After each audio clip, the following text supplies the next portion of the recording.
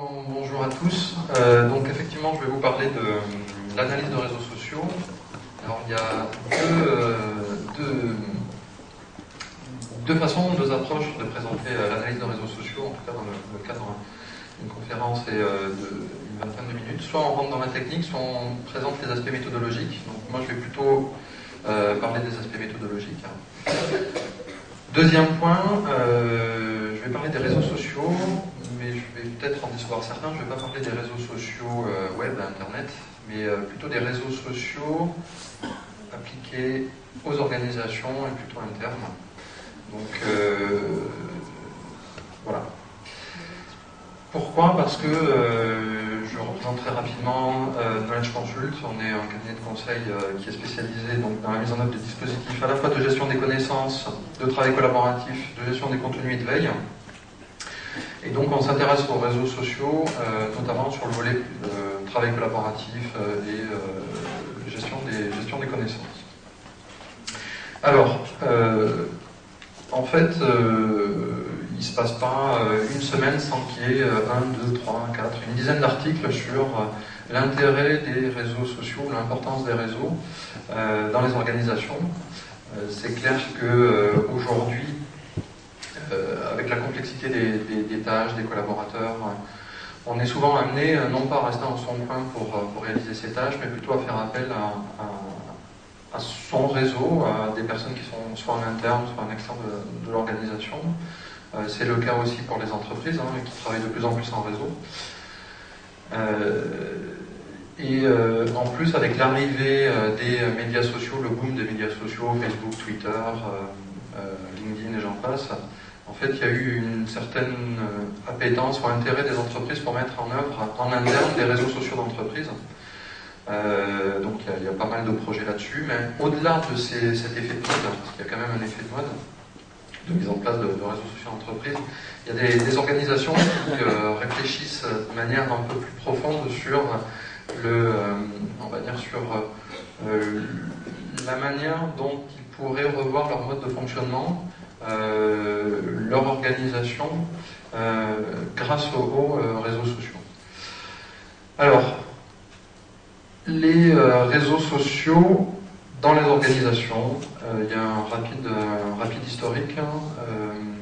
Je parle bien d'un historique des réseaux sociaux dans les organisations. Il y a eu un certain nombre de travaux qui ont été faits dans les années 30 par Moreno sur l'étude de réseaux sociaux et la création de sociogrammes. Mais les réseaux sociaux d'entreprise, en fait, on a identifié, en tout cas, relevé la problématique dans les années 50, mais il a fallu attendre 20 ans pour que les sociologues s'emparent du sujet et commencent à définir des modèles, des théories sur les réseaux et leur impact dans les modes de fonctionnement des entreprises. Il a fallu encore attendre 20 ans pour que les consultants s'emparent du sujet, notamment consultants anglo-saxons. Ce que j'ai oublié de dire, c'est que les réseaux sociaux dans une organisation, c'est quoi? C'est un ensemble de relations spécifiques entre un ensemble d'acteurs, donc essentiellement des collaborateurs. Alors ces relations, c'est la collaboration, le conseil, le contrôle, l'influence, etc. Donc aujourd'hui, on peut dire que les réseaux sociaux, effectivement, depuis qu'il y a des organisations humaines, il y a des réseaux sociaux, donc c'est clairement au cœur du fonctionnement des organisations. Et comme j'avais dit tout à l'heure, effectivement, ça a été mis en avant avec le boom des réseaux sociaux. En tout cas, il y a eu un regain d'intérêt, en tout cas pour les réseaux sociaux en interne. Alors, l'analyse de réseaux sociaux, qu'est-ce que c'est? En fait, c'est une analyse à la fois mathématique et visuelle, donc c'est là le lien avec la cartographie, à la fois des relations, mais aussi des flux entre des entités, des acteurs qui sont capables de traiter des informations et des connaissances. Donc c'est à la fois des personnes, des groupes, des organisations en elles-mêmes, des ordinateurs, etc. L'idée, c'est de pouvoir comprendre la structure et les interactions dans ces réseaux et surtout les positions, on va dire, importantes de certaines personnes, notamment pour faciliter la circulation de l'information, etc. Alors, comment se représente un réseau social en fait, on a des nœuds, très bien. Là, ici, c'est des personnes, mais ça aurait pu être des organisations. Là, on affecte généralement une couleur pour déterminer un attribut particulier, le fait qu'ils appartiennent à telle direction, tel espace géographique, telle organisation, etc. Ensuite, on a effectivement des liens entre ces différents nœuds, des relations qui sont orientées. Par exemple, si on regarde ici, on voit que Linda est quelqu'un qui demande beaucoup d'informations et qui récupère beaucoup d'informations, qui sollicite beaucoup les autres personnes dans son réseau proche. En fait, ça c'était un type de cartographie de réseau social. En fait, quand on analyse les réseaux sociaux, on regarde à la fois les interactions, mais aussi les affinités. Alors les affinités, c'est finalement... les interactions, c'est les échanges entre les personnes, évidemment, mais les affinités, c'est par exemple des personnes qui ont travaillé sur le même projet. Elles se connaissent nécessairement, elles n'interagissent pas forcément au jour d'aujourd'hui, mais elles ont travaillé ensemble à un moment donné, où elles appartiennent, où elles ont eu le même cursus. Ça donne des indications sur la capacité à créer du lien. Aujourd'hui, il n'y a pas forcément des liens. On va regrouper ces deux types de cartes, carte d'affinité, carte de relation. Mais l'idée derrière la carte d'affinité, c'est de pouvoir déterminer les potentiels d'interaction à venir. Alors, pourquoi utiliser l'analyse de réseaux sociaux? L'idée, c'est de comprendre un peu ce qui se passe dans la vie réelle, de manière plus concrète dans les entreprises, et notamment en termes de circulation de l'information. Si on regarde sur la gauche, un organigramme, en fait, si on regarde les deux personnes qui sont cerclées à la fois de rouge et de vert, on peut, juste en regardant cet organigramme, on peut se dire qu'il n'y a pas forcément de raison pour que le grand chef parle aux sbires tout en bas. Mais lorsqu'on va faire un recueil d'informations pour réaliser le réseau social, là on va s'apercevoir que ces deux personnes sont très proches. Pourquoi? Parce qu'elles font peut-être du tennis ensemble, ou qui sont issues d'une même confrérie ou autre. Donc ça, c'est des exemples que j'ai pris sur le site de Rob Cross. Vous pouvez taper Rob Cross, vous allez tomber sur son site web, où il y a effectivement beaucoup de ressources sur l'analyse des réseaux sociaux d'organisation, en fait, donc tourné vers l'interne. Donc ça, c'est effectivement pour comprendre comment les gens interagissent, mais dans un but bien précis, en tout cas sous deux aspects. Le premier, c'est pouvoir gagner du temps. L'idée, c'est de représenter le réseau pour pouvoir l'améliorer, améliorer un certain nombre de choses, les liens entre les personnes, la cohésion éventuellement. Donc à la fois pour gagner du temps, donc de fluidifier la communication entre collaborateurs. On peut s'apercevoir lorsqu'on a analysé le réseau social que il y a des personnes qui sont des goulots d'étranglement, c'est-à-dire qui font la jonction entre deux communautés. Et donc pour fluidifier le passage d'informations d'une communauté à une autre, on va essayer de tisser un petit peu plus de liens. On va aussi essayer d'optimiser la mise à disposition des ressources. Donc là, c'est plus dans une logique d'identification, d'expertise, et on va staffer des équipes projets par exemple. Donc là, ce sera plus sur des aspects de compétences. Et puis il y a tout un autre volet sur améliorer les modes de fonctionnement, donc identifier les bons interlocuteurs. Si on souhaite, par exemple, diffuser une information dans une communauté, on va peut-être sélectionner les personnes qui sont centraux dans la communauté plutôt que des gens qui sont sur la périphérie. Faciliter les interactions, c'est sur la même logique, et supporter le travail collaboratif. Donc toujours derrière cette notion d'analyse de réseaux sociaux, il y a un but d'améliorer effectivement l'organisation, mais pour faire du team building, pour améliorer la circulation d'informations, etc. Donc en termes de démarche, comment on procède? Bon, classique, on fait un cadrage. Alors, pour donner un exemple, on a travaillé sur l'analyse des réseaux sociaux dans une organisation où il y avait différentes entités. Et dans chacune des entités, il y avait des équipes qui réalisaient des audits. Et la volonté en fait de cette entreprise, c'était de créer une équipe un peu transversale. Bien sûr, regarder les spécificités de chacun dans les entités sur leurs compétences d'audit, mais développer la transversalité.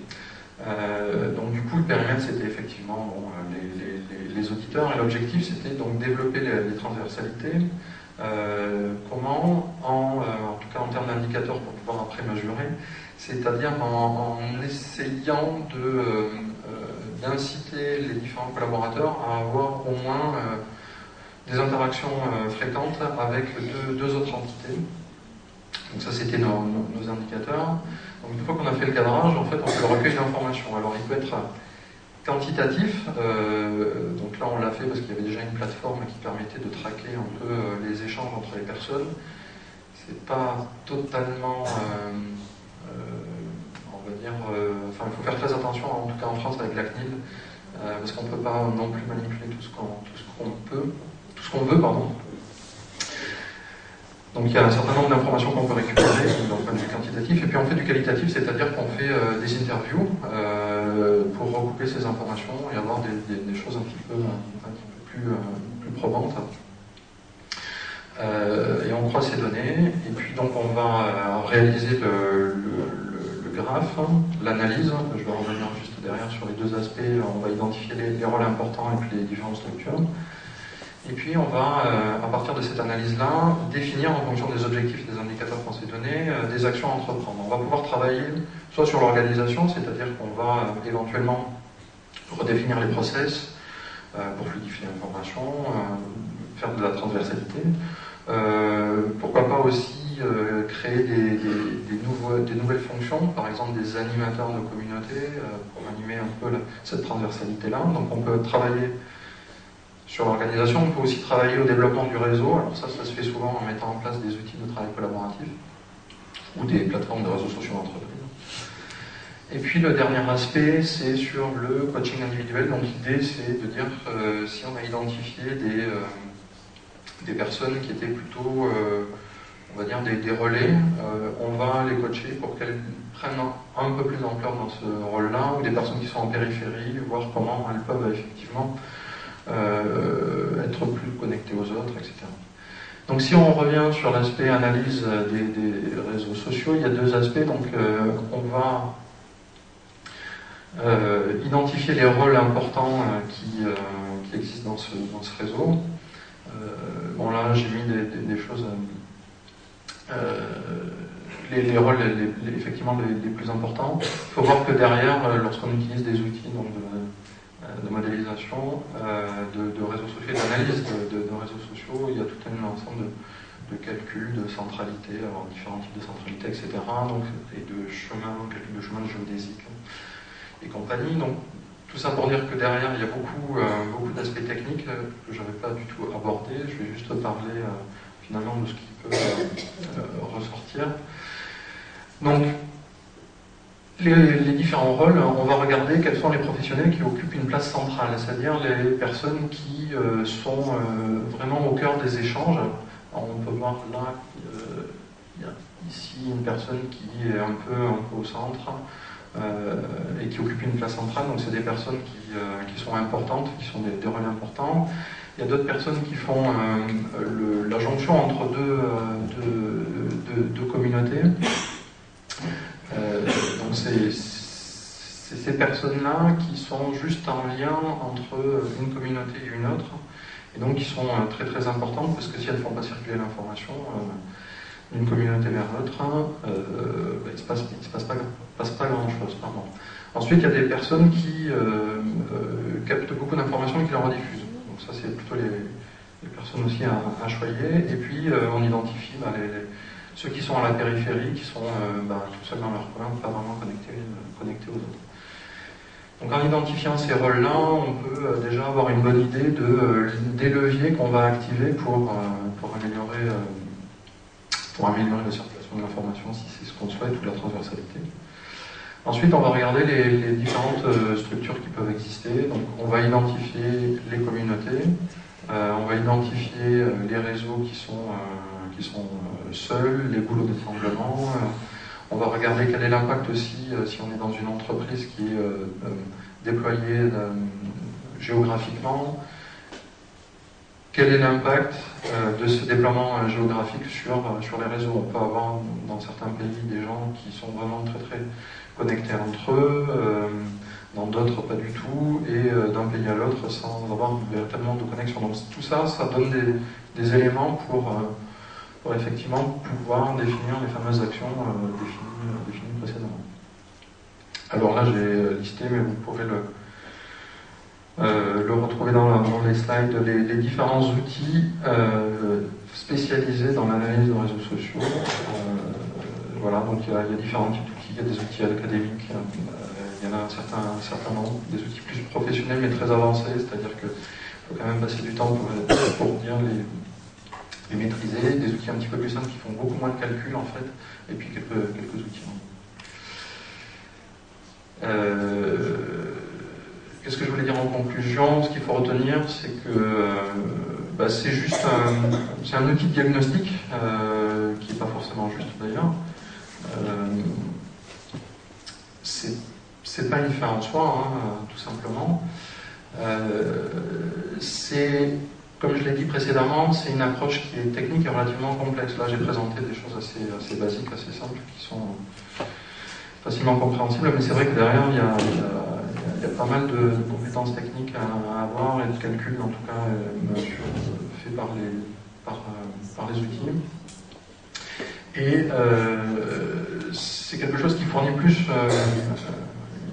un réseau, enfin une analyse d'un réseau, ça fournit pas vraiment de réponse, mais ça permet de se poser les bonnes questions. C'est-à-dire on va pouvoir identifier quels sont les points un petit peu étonnants dans un réseau, pourquoi tel groupe n'est pas connecté à tel autre, etc. Donc ça permet de se poser des questions. Des personnes qui ne connaissent pas forcément l'organisation vont lever un peu ce livre et en discutant avec les clients, on va pouvoir avoir des explications sur le pourquoi du comment. Voilà, j'en ai terminé, j'étais assez rapide.